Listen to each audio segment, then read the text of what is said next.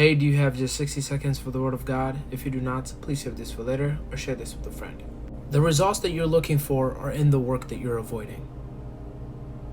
And what I mean by that is that it's not meant to be easy. It's not going to be easy. A lot of us try to look for the easy way out, especially when it comes to Christianity. A lot of people become Christians and follow God just so things can get better, just so things can get easier. That's not how it works.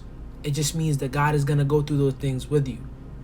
It doesn't mean that it's another way for you to escape it, or it's another way for you to see a different type of perspective. But what I'm trying to say here is that Jesus tells us that they're going to hate us.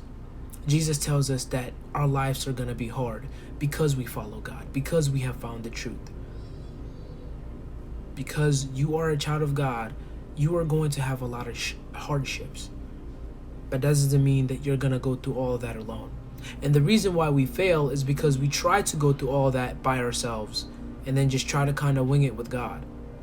We try to figure it out, and then when we fail, we go to God and we don't try to figure it out with God, and then we break. But that's not what God is trying to show us. God is trying to show us that if we try to do it without Him, then we will break. Because everything is going to work and everything is true and right through Him. So why don't you try to work through that with God instead of trying to do it by yourself? And that's the understanding that we need to come on, is that not everything is always going to go your way. So sometimes you just got to learn to drop everything and follow God's way. Sometimes you just got to learn and acknowledge that things are just hard right now. And what you need to know is that the storm will pass. That hardship, that time will not last forever. It will pass. Everything has a time for itself. And that's what we need to learn, is to wait on God, is to rely on God, is to go through the hardship with God instead of avoiding it. Because sometimes we can learn through something and grow as a person through that hardship.